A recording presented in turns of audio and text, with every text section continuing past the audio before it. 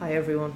Last time Percy had been hijacked by Clarisse in the toilets, if you remember, so let's see what happens next to him. I was kicking and punching. I'd been in plenty of fights before, but this big girl, Clarisse, had hands like iron. She dragged me into the girls' bathroom. There was a line of toilets on one side and a line of shower stalls down the other. It smelled just like any public bathroom, and I was thinking, well, as much as I could think with Clarisse ripping my hair out, that if this place belonged to the gods, they should have been able to afford classier toilets. Clarisse's friends were all laughing, and I was trying to find the strength I'd use to fight the Minotaur, but it just wasn't there. Like he's big three material, Clarisse said as she pushed me towards one of the toilets. Yeah, right. Minotaur probably fell over laughing, he was so stupid looking. Her friend snickered. Annabeth stood in the corner, watching through her fingers. Clarisse bent me over on my knees and started pushing my head towards the toilet bowl. It reeked like rusted pipes and, well, like what goes into toilets. I strained to keep my head up. I was looking at the scummy water thinking, I will not go into that. I won't. Then something happened. I felt a tug in the pit of my stomach. I heard the plumbing rumble, the pipe shudder. Clarisse's grip on my hair loosened. Water shot out of the toilet, making an arc straight over my head, and the next thing I knew I was sprawled on the bathroom tiles with Clarisse screaming behind me. I turned just as water blasted out of the toilet again, hitting Clarisse straight in the face, so hard it pushed her down onto her butt. The water stayed on her like the spray from a fire hose, pushing her backwards into a shower stall. She struggled, gasping, and her friends started coming towards her. But then the other toilets exploded too, and 6 more streams of toilet water blasted them back. The showers acted up too, and together all the fixtures sprayed the camouflage girls right out of the bathroom, spinning them around like pieces of garbage being washed away. As soon as they were out the door, I felt the tug in my gut lessen, and the water shut off as quickly as it had started. The entire bathroom was flooded. Annabeth hadn't been spared. She was dripping wet, but she hadn't been pushed out the door. She was standing in exactly the same place, staring at me in shock. I looked down and realised I was sitting in the only dry spot on the whole room. There was a circle of dry floor around me. I didn't have 1 drop of water on my clothes. Nothing. I stood up, my legs shaky. Annabeth said, "How did you?" "I don't know." We walked to the door. Outside, Clarisse and her friends were sprawled in the mud, and a bunch of other campers had gathered around to gawk. Clarisse's hair was flattened across her face. Her camouflage jacket was sopping, and she smelled like sewage. She gave me a look of absolute hatred. "You are dead, new boy. You are totally dead." I probably should have let it go, but I said, "You want to gargle with toilet water again, Clarisse? Close your mouth." Her friends had to hold her back. They dragged her towards cabin 5, while the other campers made way to avoid her flailing feet. Annabeth stared at me. I couldn't tell whether she was just grossed out or angry at me for dousing her. "What?" I demanded. "What are you thinking?" "I'm thinking," she said, "that I want you on my team for Capture the Flag." Chapter 7. My dinner goes up in smoke. Word of the bathroom incident spread immediately. Wherever I went, campers pointed at me and murmured something about toilet water. Or maybe they were just staring at Annabeth, who was still pretty much dripping wet. She showed me a few more places. The metal shop, where kids were forging their own swords. The arts and crafts room, where satyrs were sandblasting a giant marble statue of a goatman. And the climbing wall, which actually consisted of 2 facing walls that shook violently, dropping boulders, sprayed lava, and clashed together if you didn't get to the top fast enough. Finally, we returned to the canoeing lake, where the trail led back to the cabins. "I've got training to do," Annabeth said flatly. "Dinner's at 7:30. Just follow your cabin to the mess hall." "Annabeth, I'm sorry about the toilets." "Whatever. It wasn't my fault." She looked at me sceptically, and I realised it was my fault. I'd made water shoot out of the bathroom fixtures. I didn't understand how, but the toilets had responded to me. I had become one with the plumbing. You need to talk to the oracle, Annabeth said. Who? Not who, what, the oracle. I'll ask Chiron.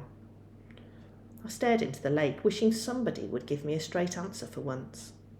I wasn't expecting anybody to be looking back at me from the bottom, so my heart skipped a beat when I noticed two teenage girls sitting cross-legged at the base of the pier, about 5 metres below. They wore blue jeans and shimmering green t-shirts, and their brown hair floated loose around their shoulders as minnows darted in and out. They smiled and waved as if I were a long-lost friend. I didn't know what else to do. I waved back. Don't encourage them, Annabeth warned. Naiads are terrible flirts. Naiads, I repeated, feeling completely overwhelmed. That's it. I want to go home now. Annabeth frowned. Don't you get it, Percy? You are home. This is the only safe place on earth for kids like us. You mean mentally disturbed kids? I mean not human. Not totally human anyway. Half human. Half human and half what? I think you know.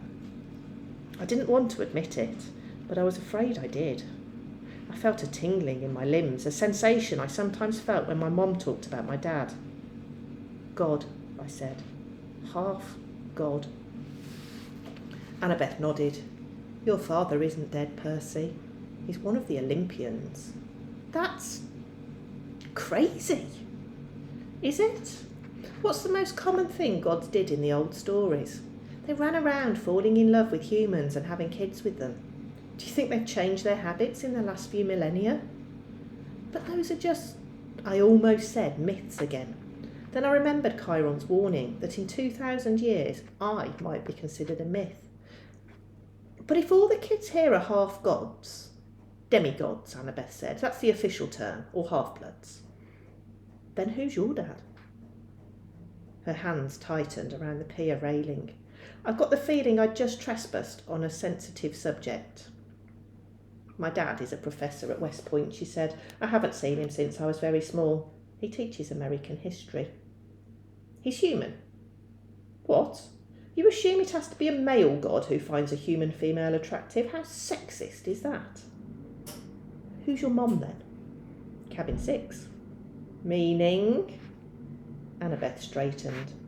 Athena, goddess of wisdom and battle. Okay, I thought, why not? And my dad? Undetermined, Annabeth said. Like I told you before, nobody knows. Except my mother. She knew. Maybe not, Percy. Gods don't always reveal their identities. My dad would have. He loved her. Annabeth gave me a cautious look. She didn't want to burst my bubble. Maybe you're right. Maybe he'll send a sign. That's the only way to know for sure. Your father has to send you a sign claiming you as his son. Sometimes it happens. You mean sometimes it doesn't? Annabeth ran her palm along the rail. The gods are busy. They have a lot of kids and they don't always, well, sometimes they don't care about us, Percy. They ignore us. I thought about some of the kids I'd seen in the Hermes cabin, teenagers who looked sullen and depressed, as if they were waiting for a call that would never come. I'd known kids like that at Yancey Academy, shuffled off to boarding school by rich parents who didn't have the time to deal with them. But God should behave better. So I'm stuck here, I said. That's it. For the rest of my life. It depends, Annabeth said. Some campers only stay the summer. If you're a child of Aphrodite or Demeter, you're probably not a real powerful force. The monsters might ignore you, so you can get by with a few months of summer training and live in the mortal world the rest of the year. But for some of us, it's too dangerous to leave. We're year-rounders. In the mortal world, we attract monsters. They sense us. They come to challenge us. Most of the time, they'll ignore us until we're old enough to cause trouble, about 10 or 11 years old. But after that, most demigods either make their way here or they get killed off.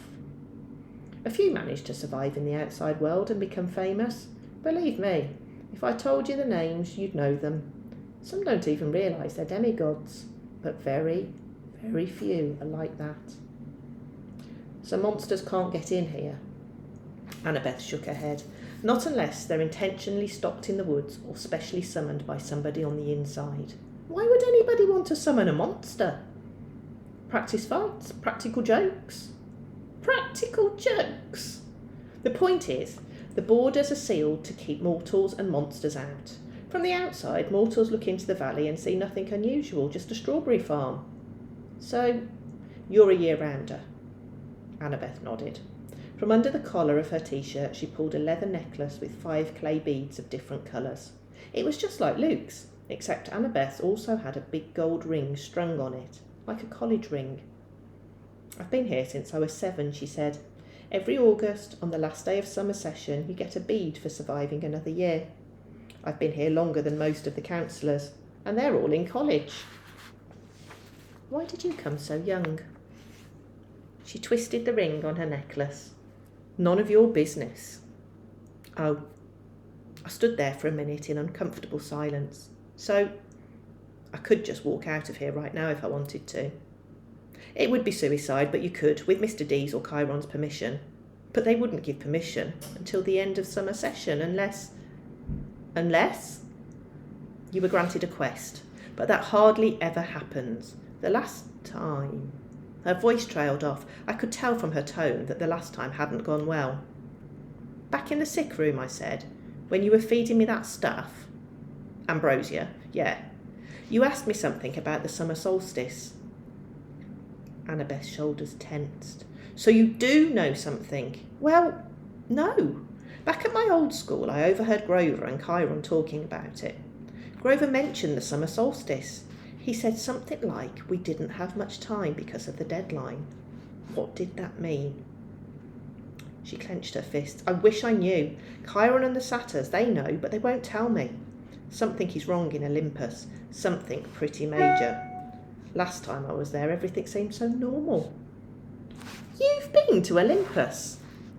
Some of us year-rounders, Luke and Clarisse and I and a few others, we took a field trip during winter solstice. That's when the gods have their big annual council. But how did you get there? The Long Island Railroad, of course. You get off at Penn Station, Empire State Building, special elevator to the 600th floor. She looked at me like she was sure I must know this already. You are a New Yorker, right? Oh, sure. As far as I knew, there were only 102 floors in the Empire State Building, but I decided not to point that out. And we're going to stop there. Enjoy your weekend, everyone. It's not the weekend. There's another day to go. Oh, my goodness. Right, I will see you again for more tomorrow. Bye, everyone.